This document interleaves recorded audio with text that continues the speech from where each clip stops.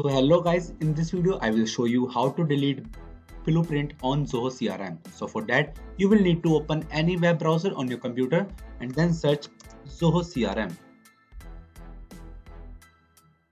Now select this first website and log into your account right here. After that you need to click on this profile icon and now select access Zoho CRM. Now go with this settings icon and select this option right here. Now you can see your blueprints, and after choosing which blueprint you want to delete, you have to put your cursor on that particular blueprint. Let's say I want to delete this task process management blueprint, then I have to put my cursor on it, and after that I can see this option right here. And now you can also see these two options available to you. After that you just need to click on delete, and you need to again select this button right here called delete.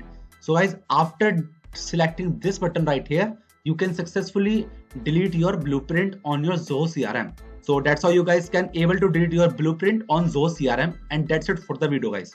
If you find this video helpful, then make sure to share it with your friends and also subscribe to our channel for more such videos. And thanks for watching.